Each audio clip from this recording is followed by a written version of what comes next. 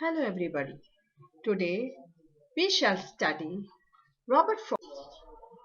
The center idea of this poem, Fire and Ice, revolves around the theme that human emotions are destructive when allowed to run amok. That is, if we don't have control on our emotions, then definitely it is going to destruct us. They can. Let's come to the four stanzas of the poem. Some say the world will end in fire. Some say in ice. For what I have tasted of desire, I hold with those who favor fire. In these lines, the poem tells us that. Let's come to the second stanza. But if it had to perish twice, I think I know enough of hate to say that for destruction, ice is also great and would suffice. The poet here tells us that it had to perish twice. This world, it means the world will perish, be destroyed. According to the poet, fire stands for desire, greed, and mainly lust.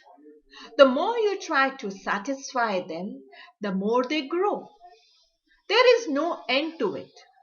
They spread rapidly like fire and engulf your whole life. One becomes selfish and sometimes. On the other hand, Robert Frost tells us that ice accordingly stands for hatred, coldness, and rigidity. One becomes insensitive and indifferent towards the feeling of others. Here, I have already told you that we should be considerate towards.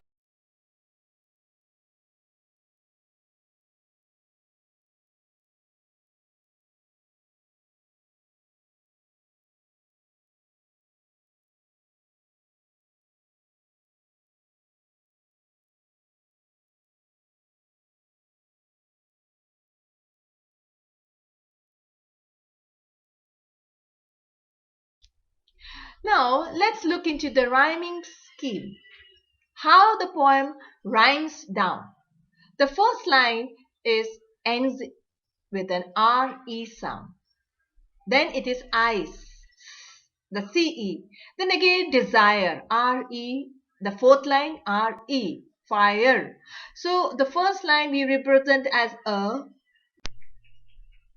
Now let's study about the literary devices used in the poem Fire and Ice.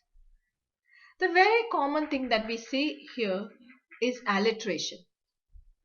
Alliteration means the use of repetition of consonant sounds like F.